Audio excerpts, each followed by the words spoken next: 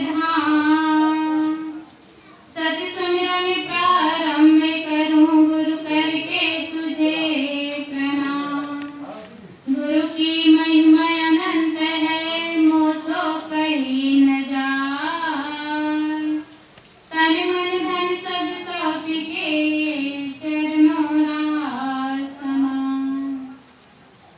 मेरे आराध्य देव परम पूज्य सद्गुरुदेव जी, परम पूज्य श्री साहिब जी, मेरे आध्यात्मिक जीवन के पोषक परम मंडलीय साधवी समाज, निश्चल विवेकी परम सम्मानित सत्संग प्रेमी सज्जनों, भक्तिमय माताओं और प्यारे बच्चों, बड़े सौभाग्य की बात है कि यहाँ आप हम सब इस सत्संग की गंगा में गोता लगा रहे हैं। हमारे प्रिय भैया रेमन जी के मन में एक पवित्र भावना जागृत हुई कि यहाँ सत्संग में बैठे और ज्ञान की गंगा में गोता लगाया। निश्चित है जवानों में जब सत्संग का रस चढ़ता है तो बुढ़ापा में उनके जीवन में निरस्ता नहीं आता। धीरे धीरे धीरे धीरे बुढ़ापा के आते तक सत्संग का रस चढ़ जाता है। और ऐसा रस चढ़ने के लिए, चढ़ाने के लिए सबकी आवश्यकता है। सबको जीवन में दुख का अनुभव है, सुख का अनुभव है। दुख सुख से परे सब शांति का जीवन जीना चाहते हैं और शांति का आधार सद्गुरुजनों को बताए ज्ञान होता है, उनका सही मार्ग होता है। और ये तभी होगा जब हम सारे दुख से, सारे बंधनों से अपने आप को छुड़ाएंगे। सद्गुरु श्री कबीर साहब जी का एक पद है, बंदे करे आप में डेरा, आप जियत रखो आप ठहर करो, मुए कहाँ घर तेरा। यह अवसर में चेतों प्राणी, अंत कोई नहीं तेरा। कहीं कबीर सुनो हो संतो, कठिन काल को घेरा। सद्गुरु कबीर साहब कहते हैं, हे जीव, अपने आप को सारे बंधनों से छुड़ा लो। तो किस बंधन की बात करते हैं? हमारे हाथ में तो हथकड़ी नहीं है, पैर में बेड़ी नहीं है, फिर कहाँ का बंधन है? कैसा बंधन है? सद्गुरु कबीर साहब ने दिखता हो बाहर का बंधन नहीं कहते। जिससे में दुख हो, जिससे में तकलीफ हो, जिससे में परेशानी हो, वो हमारे लिए बंधन है। और हमारा दुख क्या है? हमारी तकलीफें क्या है? हमारी परेशानी क्या है? हमारा विकार। हम सबका विकार ही हम सबको दुख देने वाला है। हम सबको तकलीफ मिलती है हमारे दोस्त से। हम सब परेशान होते हैं हमारे अपने गलत स्वभाव से। और यही हमारे जीवन का बंधन है। इसलिए सद्गुरु कबीर साहब इन्हीं बंधनों को छुड़ाने के लिए कहते हैं। वो विकार, वो दोष, वो बंधन क्या है? काम, क्रोध, लोभ, मोह, ये जितने विकार है ना, यही सब हम सबको दुख देने वाला है। और इन्हीं विकारों से जब मुक्त होंगे तो निश्चित है जीवन सुंदर बनेगा और जीवन सुखमय बनेगा। क्योंकि देखते हैं एक क्षण का विकार जीवन को दुखमय नहीं नरकमय बना देता है। एक क्षण का क्रोध आता है तो हंसती मुस्कुराती जिंदगी बर्बाद हो जाती है। एक क्षण लोभ आता है तो आदमी कहाँ नहीं गिर जाता है। और मोह में तो सारी दुनिया के लोग पड़े हुए हैं।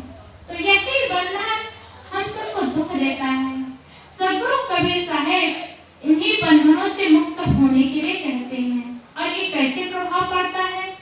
इसका प्रभाव एक क्षण में आता है तो केवल एक ही क्षण में समाप्त नहीं होता, पूरे जीवन को बर्बाद करता है। और जीवन के साथ साथ शरीर के एक एक अंग को प्रभाव डालता है। थोड़ा विचार करें, गहराई में जाए कि एक एक क्षण के साथ साथ जीवन के एक एक अंग को प्रभाव कैसे डालता है। जैसे क्रोध आता है तो क्रोध पहले कहाँ आता है? एक क्षण के लिए विचार करें कि आदमी को क्रोध कब आता है? जब कामना की पूर्ति नहीं होती तो क्रोध आता है, और कामना की पूर्ति होती है तो लोभ आता है। आदमी का लोभ बढ़ता जाता है, लोभ बढ़ता जाता है, इतना बढ़ता है कि आदमी स्थिर नहीं हो पाता। और पूर्ति नहीं होती है तो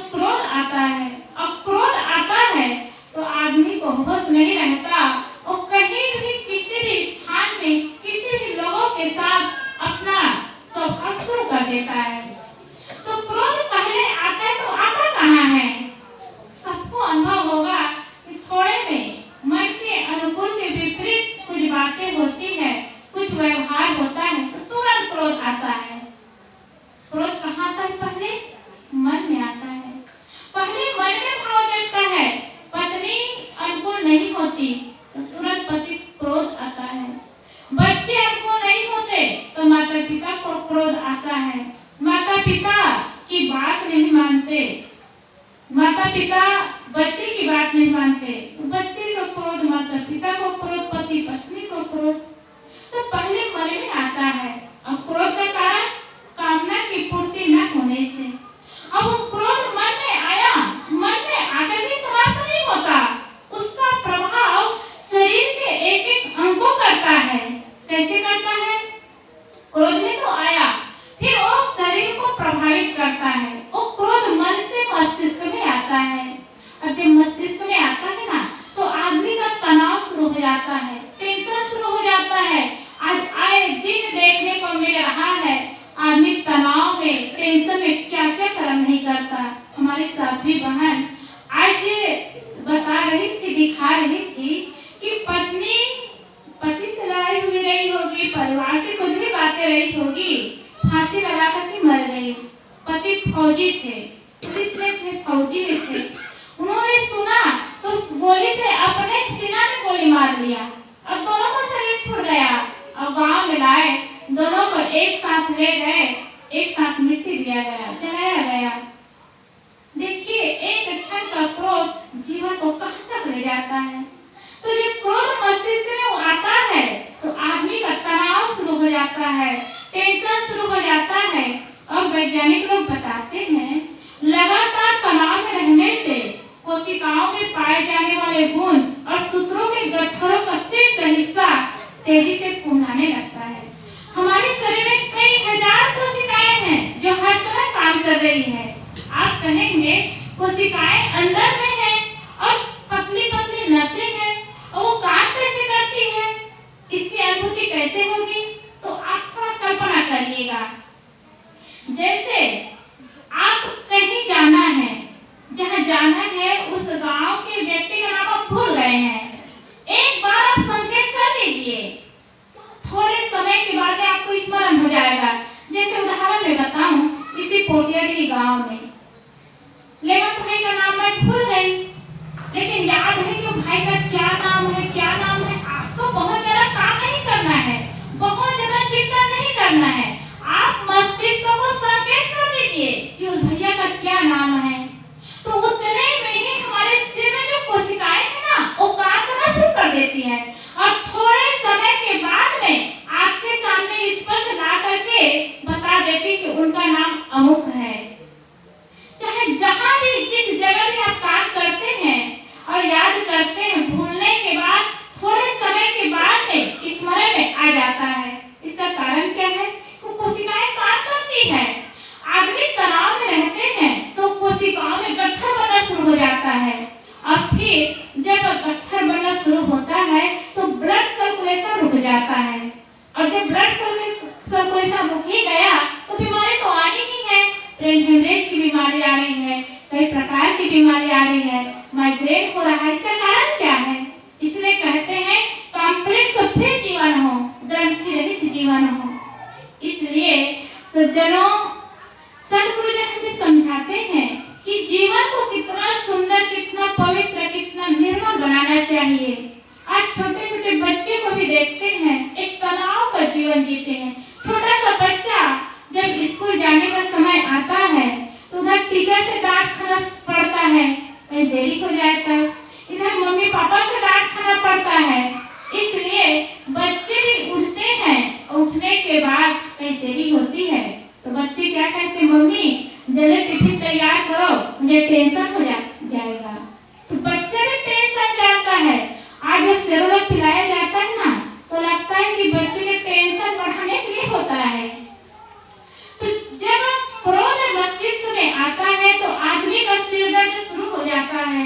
वही क्रोध मस्तिष्क से उतर करके आंखों में आता है तो आदमी को सत्य दिखाई नहीं देता। चाहे आप उनके सामने सज्जनों हजार प्रमाण दे दीजिए, वो उस सत्य को स्वीकार ही नहीं करेगा। जो उनके मन में बैठ गया वो उसी को मानेगा। तो जब क्रोध आंखों में आता है तो आदमी को सत्य दिखाई नहीं देता।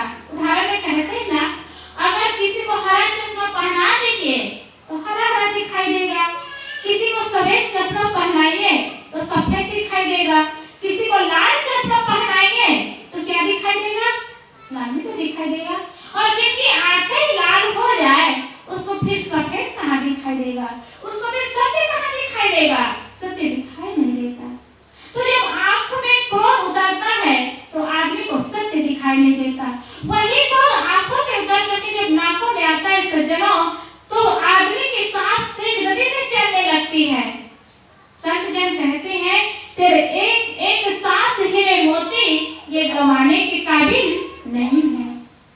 बताते हैं डॉक्टर लोग, स्वस्थ शरीर में हमारी सांसें 1 मिनट में 16 से 18 बार चलती है। और क्रोध के समय वही सांसें 1 मिनट से 26 से 28 बार चलती है। इतनी तेजी से हमारी सांसें चलती है। और संत जन कहते हैं कि हमारी सांसें हीरे मोती के समान है, एक गंवाने की काबिल नहीं है। क्रोध में आकर के हम सांसों को गंवाते हैं। वही क्रोध जब नाक से उतर करके होठों में आता है तो आदमी का मुस्कान चला जाता है, होठों में हंसी चली जाती है। कहते हैं ना, फूलों को देखो तो खिलता और महकता है, बुलबुल को देखो तो मस्ती में चहकता है, मगर इस इंसान को देखो भगवान तो हर समय कुड़ता और बहकता है, कुड़ता रहता है, बहकता रहता है। आदमी जब क्रोध में आते हैं ना तो उनका ज्ञान भी काम नहीं आता, चाहे कितना बड़े ज्ञानी हो। होठों में हंसी नहीं रह जाती, चेहरा में मुस्कान नहीं रह जाता। आज आदमी मुस्कुराने के लिए, हंसने के लिए इतने गरीब हो गए हैं, इतने दरिद्र हो गए हैं कि सज्जनों वो मुस्कान लाने के लिए न धन उस चेहरा में हंसी ला पाता है, न जमीन और मकान ला पाता है, न परिवार ला पाता है। तो आज आदमी के चेहरे में मुस्कान नहीं रह गया, होठों में हंसी नहीं रह गई। वही क्रोध होठों से उतर करके जब दांत में आता है तो अभी दांत पीसना, दांत किरकिराना शुरू करता है, ऐसा लगता है किसी को काट करके खा जाएगा। वही क्रोध दांतों से उतर करके जीभ में आता है ना तो आदमी बोलता नहीं, बकता है, और क्या बोल रहा है खुद को होश नहीं रहता। कभी तो देखते हैं ना कि आदमी जुबान से कुछ भी बोलता रहता है, कुछ भी कह जाता है, बाद में जब उसका परिणाम आता है तो पश्चाताप करता है। पश्चाताप करने से क्या होगा, जब आदमी पहले से उसका परिणाम समझ न पाए। तो आदमी का क्रोध जब जीभ में उतरता है तो कुछ भी बोल जाता है। एक जगह फिल्म देखने गए थे पति पत्नी, दोनों थे, फिल्म देख रहे थे। फिल्म 3 घंटा तक चलता है, आदमी अपने जीवन को फिल्म बना रहे हैं। सज्जनों, ये फिल्म टीवी का फिल्म 3 घंटा चलता है, 3 घंटा के बाद द एंड हो जाता है। एक जीवन का फिल्म 3 घंटा का नहीं है, जब 3 घंटा के बाद समाप्त हो जाएगा। ये तो 30 साल कहीं नहीं, 60 साल, 80 साल, 100 साल का फिल्म होता है। और इस जीवन को फिल्म बना लेते हैं। वो फिल्म देखने गए थे टाकीज में, फिल्म देख रहे थे, छोटा सा बच्चा था गोदी में, वो रोने लगा। पति ने कहा कि भाई बच्चा रो रहा है, को चुप कराओ। तो पत्नी कहती, कैसे चुप कराओ, बच्चा चुप भी तो नहीं होता। सब लोग देखने लगे, सब लोगों ने कहा, अरे बच्चे को चुप कराओ, देखो सब लोग को डिस्टर्ब हो रहा है। पति ने कहा, अरे बच्चे को दूध पिलाओ तो चुप हो जाएगा। पत्नी गुस्सा करके कहती, कैसे चुप कराओ, बच्चा चुप है तो नहीं होता। कहा, अच्छा दूध पिलाओ तो चुप होगा। तो गुस्सा में पति ने कहा, अरे इसको दूध पिलाओ तो चुप होगा। पत्नी भी गुस्सा में कहने लगी, अरे कैसे दूध पिलाओ तो दूध भी नहीं पीता। तो गुस्सा में पति ने कहा, अरे ये क्या है कि बाप को भी पीना पड़ेगा। है बाप, लेकिन बोल क्या रहा है, कुछ नहीं है। तो थोड़े समय का क्रोध जुबान कितना बदल जाता है, कितना बिगड़ जाता है। तो क्रोध जब जीभ में उतरता है तो आदमी कुछ भी बोल जाता है, और वो शब्द को आगे भूल नहीं सकता। कहते हैं ना, गोली की मार सह लेता है आदमी, तलवार की धार सह लेता है आदमी, परंतु सबसे कठिन होता है वो बोली की मार नहीं सह पाता है आदमी। बोली की मार सबसे कठिन होता है। इसलिए सावधानी रखनी चाहिए कि जुबान से ऐसा शब्द न निकले, ऐसी जुबान न निकले कि बाप बेटा दूर हो जाए, पति पत्नी दूर हो जाए, माँ बेटा का रिश्ता दूर हो जाए। इसका कारण क्या होता है? एक शब्द ही है, एक बोली ही है जो अपने खून को, अपने रिश्ता को अपने से दूर कर देता है। तो जब क्रोध शब्दों में आता है, जीभ में आता है, तो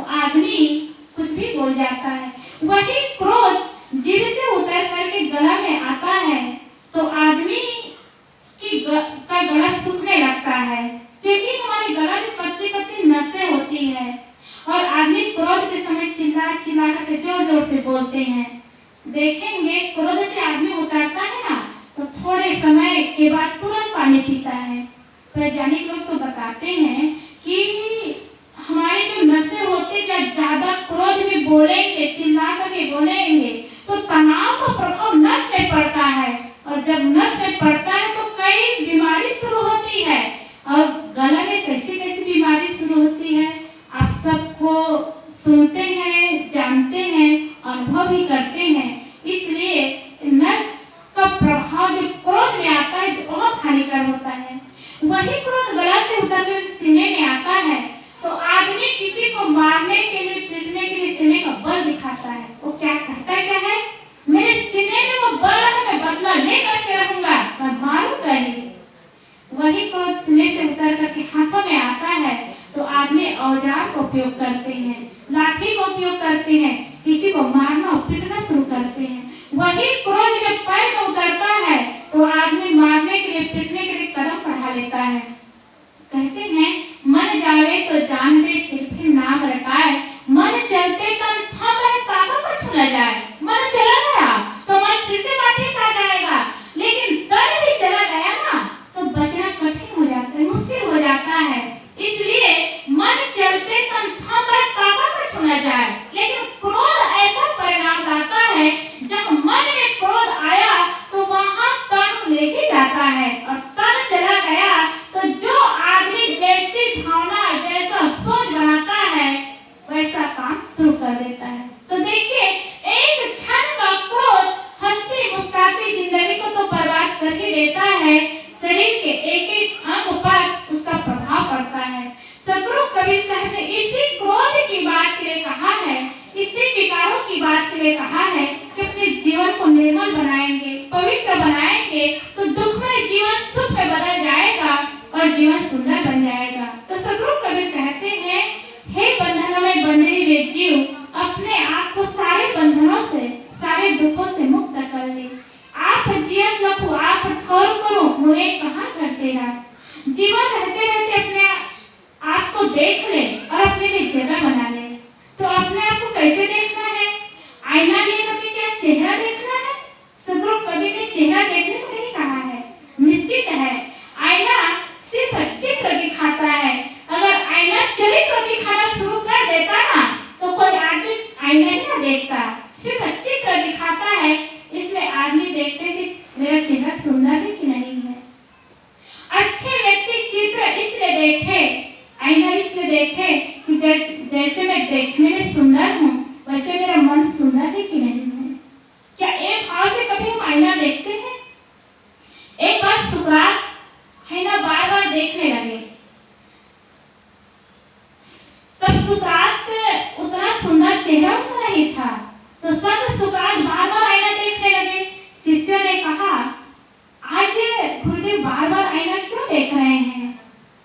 संत सुकरात ने कहा, मैं बार बार आईना देख रहा हूँ कि कहीं मेरा चेहरा कुरूप है, वैसा कहीं मेरा मन तो कुरूप नहीं है। कितनी सुंदर पवित्र भावना। हम आईना दिन में 10 बार देखते हैं, क्या ऐसा विचार करते हैं कि जैसे मेरा चेहरा सुंदर है, क्या ऐसा मेरा मन भी सुंदर है? सदगुरु कबीर ने चेहरा को सुंदर बनाने के लिए नहीं कहा है, स्वभाव को सुंदर बनाने के लिए कहा है। और सदगुरु कबीर ने कहा कि जीवन रहते रहते अपने स्वभाव को देख लो, क्योंकि सज्जनों स्वभाव बनाना, आदत बनाना सरल है, लेकिन उसको छोड़ना बहुत कठिन होता है। एक बार महात्मा गांधी सभा में भाषण दे रहे थे। भाषण देते देते उन्होंने कहा, सबको ब्रह्मचर्य का पालन करना चाहिए, सबको अहिंसा धर्म का पालन करना चाहिए। तो सामने में एक 60 साल का बूढ़ा व्यक्ति बैठा हुआ था। उन्होंने कहा, अरे तुम्हारे जैसे उपदेश देते देते तो हजारों साल हो गया है, किसने सुधार किया है? महात्मा गांधी ने गजब का उत्तर दिया।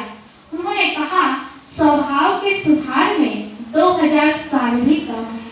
कितनी अच्छी बात। स्वभाव बनाना सरल है। बीड़ी पीने की आदत बन जाती है, सिगरेट पीने की आदत बन जाती है, शराब पीने की आदत बन जाती है। आदत बनाने में कितना समय लगता है? कहते हैं 7 दिन लगातार जो काम करेंगे ना, 8वां दिन जरूर उनका ध्यान होगा 22वां दिन वो आसक्ति बन जाएगी, उसके बिना आप रह नहीं पाएंगे। 21 दिन लगता है। और उसी आदत को अगर सत्संग में लगा ले, ध्यान में लगा ले, भजन में लगा ले, ऐसी अच्छी आदत बनेगी जो जीवन को कल्याणमय बनाएगा। हम आदत को गलत दिशा में ले जाते हैं, गलत काम करते हैं, वही जीवन का पतन का कारण बनता है। तो सदगुरु कभी कहते जीवन रहते रहते अपने स्वभाव को देख लो और स्वभाव का सुधार कर लो। दूसरी बात, देखने का मतलब अपनी आत्मा को देखना है।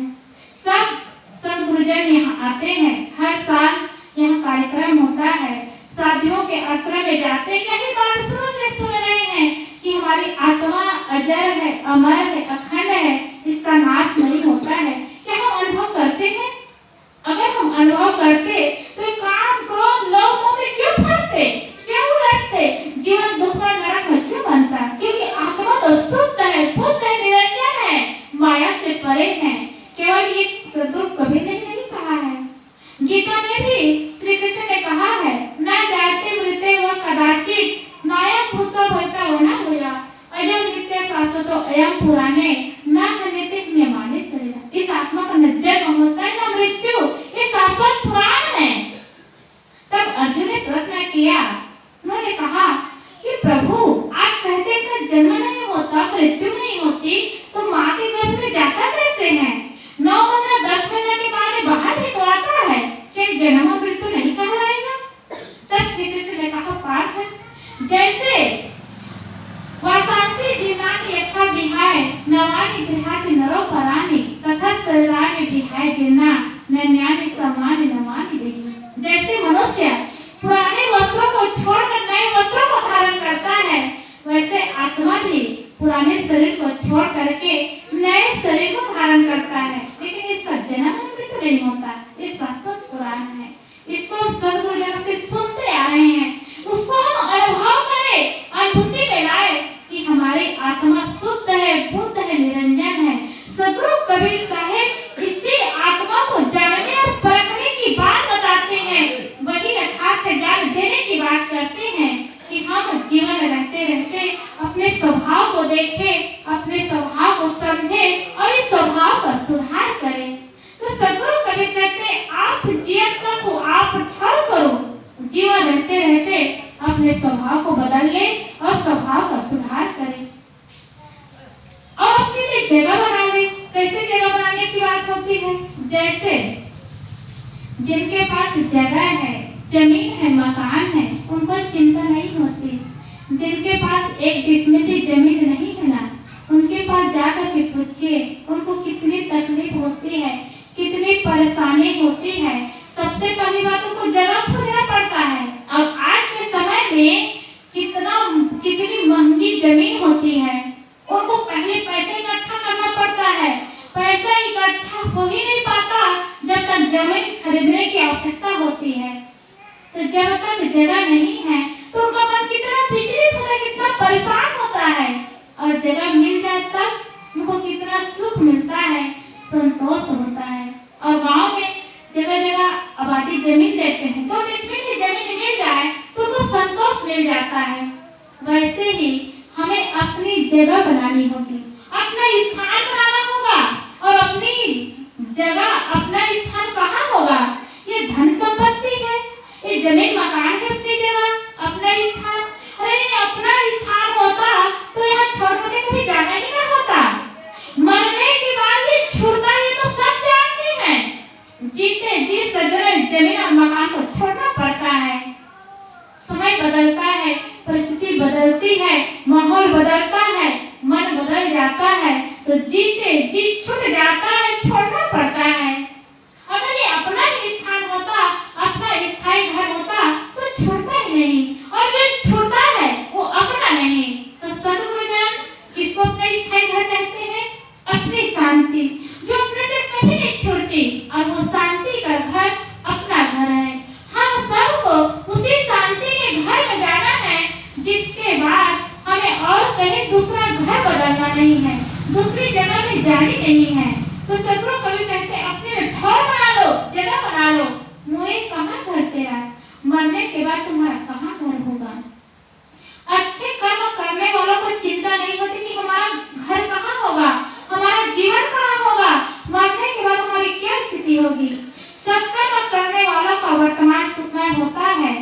भविष्य प्रकाशमय होता है। और गलत कर्म करने वालों का सज्जनों वर्तमान अंधकारमय, वर्तमान दुखमय होता है और भविष्य अंधकारमय होता है। इसलिए वर्तमान को सुंदर बनाना है और भविष्य को प्रकाशमय बनाना है तो क्या करना है? अपने कर्म को अच्छा बनाना। क्योंकि कहते हैं ना, कर्म तुम्हारे अच्छे हैं तो किस्मत तुम्हारी दासी है, धर्म तुम्हारे अच्छे हैं तो घर में मथुरा काशी है। कर्म धर्म दोनों अच्छे तो जीव बने अविनाशी है, और कर्म धर्म दोनों बिगड़े तो गले में यम की फांसी है। इसलिए कर्म और धर्म को बनाएं और उससे जीवन सुंदर बनता है, उससे जीवन सुखमय बनता है।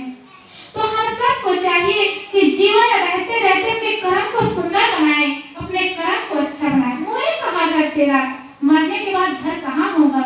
एक उदाहरण बताऊं, बालोद में हमारी एक दीदी है जिनको सुशीला दीदी के नाम से जानते हैं। उनकी बेटी यहाँ आई है आपके गांव पोटियाडीह में। उम्र बहुत हो गई है लेकिन हर समय उनका मन भजन में लगा रहता है। थोड़ा भी समय मिलता है तो पेटी लेकर के बैठ जाके भजन गाने लगती है। सो करके उठती वो ध्यान करती है और ध्यान में बैठ करके ग्रुप में जितना भी सुंदर चिंतन आता है ना वो देखती है, वो सुनती है और उनका मन कितना मस्त रहता है, कितना प्रसन्न रहता है। संत गुरुजन के दरवाजे में जाए तो बिठा करके चरण धोएगी, चरणामृत लेगी, पूजा करेगी। इतनी उम्र होने के बाद भी उनके अंदर की भावना और पवित्रता इतना सुंदर है सज्जनों, हृदय भी उनके सामने झुक जाता है। बताइए उनके भविष्य की चिंता होगी कि मरने के बाद मेरा क्या होगा। वर्तमान में अच्छा कर्म कर रहे हैं तो उनका भविष्य निश्चित है सज्जनों अच्छा होगा। क्योंकि कहते हैं यम यम वापिस मरण भावन त्यजन्ते कलेवरम तब तमेवेति कौन्तेय सदा तद्भाव भावितः। जीव जिस भावना से शरीर त्याग करता है वही भाव लेकर फिर जन्म धारण करता है। अंत समय की बुद्धि निश्चय अनुसार ही जीव की गति होती है। अंत समय में जैसी भावना होगी जीव की वैसी गति होगी। कहते हैं ना, जहाँ असतहवासा होई ताकों में सकी नहीं कोई। अंत भला तो सब भला, ये कहावत नहीं कहते रहते हैं। अंत भला होगा तो सब भला होगा, लेकिन अंत भला कैसे होगा? जीवन भर चोरी करेंगे, हिंसा करेंगे, बदमाशी करेंगे, अंत भला होगा? जीवन भर मुट्ठी बांध करके जिएंगे, कंजूस नहीं मक्खी चूस की तरह जीवन बिताएंगे, उनका अंत भला होगा? नहीं हो सकता। आज संत गुरुजन धर्म की बात बताए हैं, क्या संत गुरुजन ऐसे बेकार में बताए हैं? अरे दान करने वालों को लाभ होता है, लेने वालों को लाभ नहीं होता। लेकिन पर भी संत गुरुजन दान देने की बात क्यों बताते हैं? भगवान बुद्ध एक घर में गए तो बहुत अच्छे आदमी थे, सज्जन आदमी थे। समय बदलता है, परिस्थिति बदलती है। ऐसी परिस्थिति आ गई थी कि उनको कुछ देने की हिम्मत ही नहीं थी, ऐसी अवस्था नहीं थी, ऐसा समय नहीं था। भगवान बुद्ध दरवाजे में जाकर के पुकारने लगे, भगवती भिक्षाम देगी। वो व्यक्ति आया, हाथ जोड़ करके खड़ा हुआ, कहने लगा प्रभु आज तो मेरे पास कुछ भी नहीं, मैं आपको क्या दूं? भगवान बुद्ध ने कहा आपके पास कुछ नहीं है तो कम से कम झुक करके जमीन से मिट्टी उठा करके मेरे पात्र में डाल दो। वो व्यक्ति कहता है प्रभु मिट्टी उठा करके जमीन में डालूं तो आखिर उससे आपको फायदा क्या है? अरे पात्र भी गंदा हो जाएगा और मिट्टी का उपयोग भी तो नहीं होगा, और थोड़ा सा मिट्टी झुक करके उठा करके जमीन में डालो, इससे क्या होगा? भगवान बुद्ध ने कहा मिट्टी डालने से मेरा लाभ तो नहीं होगा, लेकिन तुम्हारा जरूर लाभ होगा। कहा वो कैसे? कहा आज तुम्हारे पास कुछ नहीं है तो देने और झुकने की आदत छूट जाएगी। कल धन होगा, कल संपत्ति होगी, देने की आदत छूट जाएगी, झुकने की आदत छूट जाएगी, तो कल धन होने के बाद में आप दे नहीं पाएंगे, झुक नहीं पाएंगे। इसीलिए विनम्रता बनी रहे, झुकने की आदत बनी रहे। तो आज कुछ भी नहीं है तो उठा के मिट्टी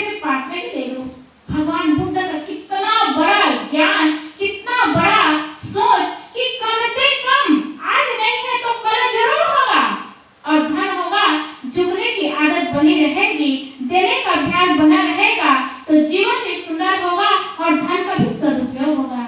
सज्जनों, आपके दरवाजे में कोई मांगने आता है ना, भीख मांगने आता है, सिर्फ भीख नहीं मांगता, वो सीख भी लेता है। क्या सीख लेता है? यही कि मैं भी पहले किसान था, अच्छा आदमी था, धनवान था, लेकिन मुट्ठी बांध करके जिया, पैसा दान के रूप में नहीं दिया, धर्म को नहीं किया। आज इसीलिए कटोरा लेकर के मुझे भीख मांगना पड़ रहा है, तो मैं भीख भी मांग रहा हूँ, सीख भी ले रहा हूँ। हम क्या किसी को समझ पाते हैं? हम जान पाते हैं? समझ ही नहीं पाते। इसलिए तो सदगुरु कबीर कहते हैं ना, भीतर की आंख भी खोले, विवेक और विचार की भी आंख खोले। केवल बाहर के दो आंख खोलने से ज्ञान नहीं होता, सत्य दिखाई नहीं देता। तो सदगुरु जब धर्म की बात बताते हैं तो इसलिए बताते हैं कि धर्म से जीवन भी सुंदर बनेगा, सुखमय बनेगा। कैसे बनेगा? कहते हैं जो धर्म के मार्ग में चलता है तो धर्म उसकी रक्षा करता है, और जो धर्म के मार्ग में नहीं चलता ना, धर्म उसकी रक्षा नहीं करता। अमेरिका के सबसे बड़े संपदाशाली धनवान व्यक्ति जब मृत्यु की शैया में पड़ा तो पत्रकार लोग आए, उन्होंने पूछा, अमेरिका जैसे देश में आप बड़े धनवान व्यक्ति हैं और बड़ी प्रसन्नता से आपका जीवन बीता, तो क्या आप खुश होकर के जा रहे हैं? क्या आप आने वाले लोगों को कुछ सीख देना चाहते हैं? एंड्रू कार्नेगी ने कहा, मैं दुनिया से हार करके जा रहा हूँ और दुखी होकर के जा रहा हूँ। पत्रकारों ने कहा, इतने बड़े धन के मालिक, इतने धनवान व्यक्ति, और आप कहते दुखी होकर के जा रहे हैं, इसका कारण क्या है? एंड्रू कार्नेगी ने कहा कि मेरा एक सपना था कि मैं 100 अरब डॉलर कमाऊं, लेकिन जी तोड़ मेहनत किया, एक पैसा इकट्ठा किया तो सिर्फ 10 अरब डॉलर कमा पाया, और 90 अरब डॉलर की हानि से मैं इस दुनिया से जा रहा हूँ। मुझे पता नहीं था कि जीवन बहुत कम होता है और कामना की पलड़ा बहुत भारी होता है। इसीलिए कामना की पलड़ा भारी रखा और करुणा की पलड़ा को बिल्कुल छोटा बना करके रखा, और मुट्ठी बांध करके जीवन जिया तो करुणा की पलड़ा में एक फुटे कौड़ी भी दान नहीं दे पाया, और कामना का पलड़ा इतना भारी रखा कि कहीं मैं विचार ही नहीं कर पाया।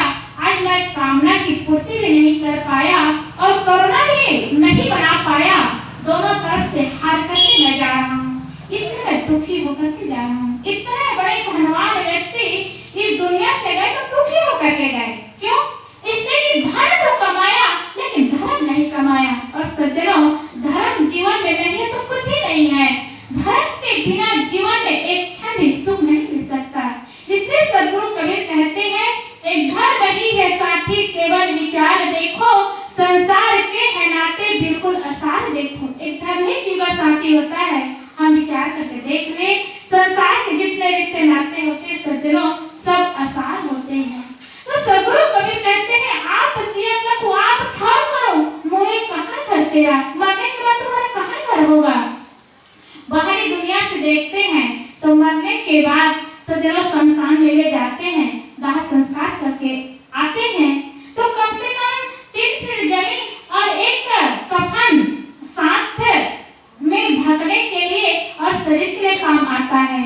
लेकिन एक कोरोना के माहौल में जब कोरोना से आदमी मरे ना, तो ये भी नसीब में नहीं था। कहते हैं ना, किससे मिलेगी मिट्टी, किससे कफन मिलेगा, न जाने कौन तुझको कांधा भी दे सकेगा। यही बात आज कोरोना जैसी बीमारी सामने ला दी कि 3 फीट जमीन और 2 गज कफन का टुकड़ा भी शरीर के लिए कोई काम नहीं आता है। अपने जिनको लोग कहते हैं, अरे ये कलेजे का टुकड़ा है, मरने के समय यही मिट्टी देगा, यही चिता में आग लगाएगा। आज प्रकृति सब सीख देगी। जिस बेटा के लिए, जिस कलेजे के टुकड़ा के लिए भतीजा का हक छीनते हैं, अत्याचार, अनाचार, पापाचार करते हैं, सज्जनों, मरने के समय में वो बेटा भी काम नहीं आता है। और किसके लिए चोरी करे, हिंसा करे, अनाचार करे, अत्याचार करे, पापाचार करे, अधर्म के मार्ग में चले। इसलिए सदगुरु ने सीख देते हैं, धर्म का मार्ग अपनाए, धर्म का काम करे तो जीवन सुंदर बनेगा, सुखमय बनेगा।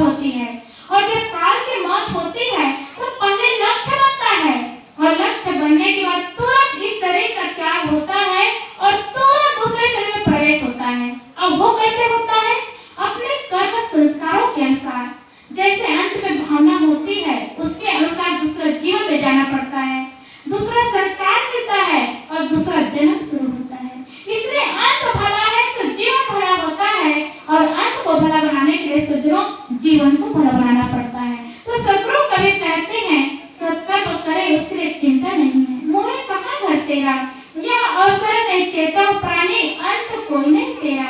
ये हमारे लिए सुंदर अवसर है, सुनहरा अवसर है, इसका लाभ उठाएं। क्योंकि सज्जनों, इस सुंदर अवसर का लाभ हमको नहीं दिखता। हमारे सुंदर शरीर है ना, इसका महत्व हमको समझ नहीं आता। जब कोरोना के समय में ऑक्सीजन लेवल कम हो गया था, तब लोग सांस की कीमत समझते थे। आज फ्री में हमको ऑक्सीजन मिल रहा है, सांसें चल रही है, हमको कहाँ समझ में आ रहा है। हॉस्पिटल में पढ़ते थे, ऑक्सीजन लेवल कम हो जाता था, सिलेंडर लगाते थे, एक दिन में 30 सिलेंडर खत्म होता था। अब कितना रुपया लगता था? लाखों लाखों रुपया। अब वो लाखों रुपये की सांसें हम मुंह पर ले रहे हैं। स्वस्थ शरीर में हमको इसकी कीमत कहाँ समझ में आता है। हाथ जिनके नहीं है उनके पास जाकर पूछिए, वो हाथ की कीमत बताएंगे। हमारे सुंदर हाथ है, वो कीमत समझ नहीं आता। जिनके पैर नहीं उनके पास जाकर के पूछो, पैर की कीमत बताएंगे। हमारे सुंदर पैर है सज्जनों, तो हमको समझ नहीं आता। जिनकी आंखें नहीं उनके पास जाकर के पूछिए, जिनको लोग अंधे कहते हैं, वो आंखों की कीमत बताएंगे।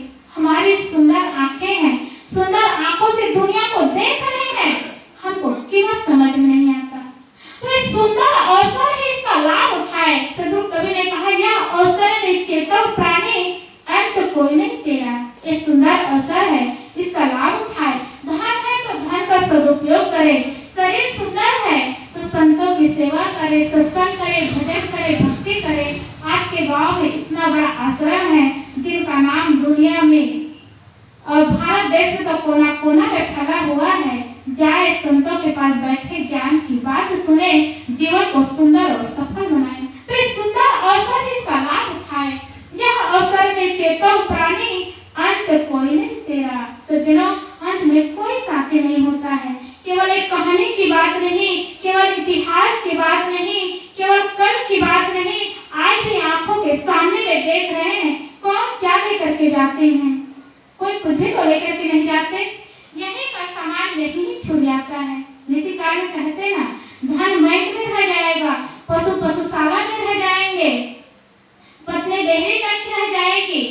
जिस शरीर को इतना सजाते हैं, राख का ढेर हो जाएगा। जिस कुटुंबी को अपना मानते शमशान तक जाएंगे, वापिस चले आएंगे। एक धर्म ही साथी होता है, इसलिए धर्म की कमाई करें। और इसके लिए हमारे सामने सुंदर अवसर है। तो सदगुरु कबीर कहते हैं, यह अवसर में चेता प्राणी, अंत कोई नहीं तेरा। कहीं कबीर सुनो हो संतो, कठिन काल को घेरा। हे संतो, एक काल का घेरा बड़ा कठिन है। आप लोग कहेंगे जो सफेद सफेद पहने वही संत है। संतों ने कहा है, संत सब जीव है। संतों कहिए जीव को, संतों शांत स्वरूप, संतों कहिए श्रोता को, जो निर्वाणी निजरूप, जो रात्रि स्वरूप का निर्वाह करते वो सब संत है। आप सब श्रोता भी संत है, जो स्वरूप को स्मरण करते हैं। तो सदगुरु कबीर ने हम सबको कहा है, कहीं कबीर सुनो हो संतो, हे संतो सुनो, एक काल का घेरा बड़ा कठिन है। काल के पंजे से तो बच नहीं सकते। जिस दिन जन्म होता है उसी दिन से मृत्यु निर्धारित हो जाता है। हम सबको मौत की गोद में जाना ही पड़ेगा, लेकिन हम अज्ञान से बच सकते हैं। तो हृदय में ज्ञान जागृत करें, विवेक जागृत करें और कुछ समय के लिए, कुछ क्षण के लिए, कुछ पल के लिए हम सबको जीवन मिला हुआ है, तो जीवन का सदुपयोग करें, सुंदर जीवन जिए। सज्जनों, दो पक्ष होता है, व्यवहारिक और पारमार्थिक। दोनों जीवन में जरूरी है। जैसे सिक्का होता है ना, एक सिक्का में चिट और पट ना रहे तो सिक्का चलन से बाहर होता है। वैसे जीवन में व्यवहार सुंदर है तो सुख मिलेगा, और परमार्थ सुंदर है तो शांति मिलेगी। और सुख और शांति है तो जीवन का कल्याण है, जीवन की सफलता है। इसलिए व्यवहार और परमार्थ दोनों को बनाएं। क्योंकि कहते हैं, केवल गुलाब से ही नजर टिक सकती नहीं, केवल गेहूं पर ही भूख मिट सकती नहीं है। दोनों की जरूरत। एक चक्का से गाड़ी चल सकती नहीं, एक चक्का से गाड़ी नहीं चल सकती। इसलिए जीवन में कल्याण करना है, शांति को प्राप्त करना है, तो केवल व्यवहार नहीं चाहिए, परमार्थ भी चाहिए। और व्यवहार परमार्थ दोनों को बनाते हैं तो जीवन सफल हो जाता है। इसलिए ये दुनिया से जाएंगे तो कुछ लेकर के नहीं जाएंगे, अच्छे कर्मों की कमाई लेकर के जाएंगे। तो अच्छा कर्म करें, अच्छा जीवन बनाएं, धर्म का काम करें, यही जीव का शांति होता है। इसके लिए सुंदर अवसर है, इसका लाभ उठाए। हम मौत से तो नहीं बच सकते हैं, अज्ञान से जरूर बच सकते हैं। इसलिए ज्ञानियों के पास जाए, ज्ञानी की बात सुने और सुनकर के हृदय में धारण करे और चलने के लिए कदम बढ़ाए तो निश्चित है जीवन सुंदर बनेगा, जीवन सफल बनेगा।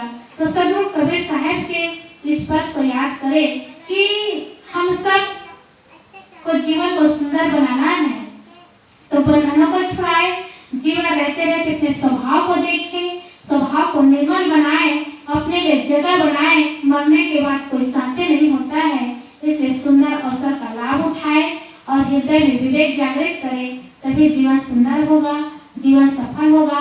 आप सब बड़े प्रेम से बातों को सुने, इस सत्संग का लाभ उठाए। आप सबको बहुत बहुत शुभकामनाएं हैं। हम सोचे भी नहीं थे, मैं कह भी रही थी भैया लेमन जी से कि भैया क्या लोग बैठ पाएंगे, लेकिन भैया लेमन जी कहे कि साहब मुझे विश्वास से जरूर आएंगे, क्योंकि गांव के व्यक्ति गांव के लोगों के व्यवहार को जानते हैं और आप सब के प्रति भैया लेमन जी को विश्वास था कि लोग आएंगे, लोग सुनेंगे। निश्चित है उनका सत्संग कराना सफल हो गया। आप भैया लेमन जी के सत्संग को सफल कर दिए और आपको बहुत बहुत शुभकामनाएं हैं कि आपके अंदर में ऐसी भक्ति की दीप जलती रहे, ज्ञान का प्रकाश होता रहे, जीवन सुंदर सुखमय और प्रकाशमय होता जाए, जीवन प्रकाश से भर जाए। यही शुभकामनाओं के साथ आप सबको बहुत बहुत शुभकामना देते हुए मैं अपनी वाणी को विराम करती हूँ। बोलिए सद्गुरुदेव की।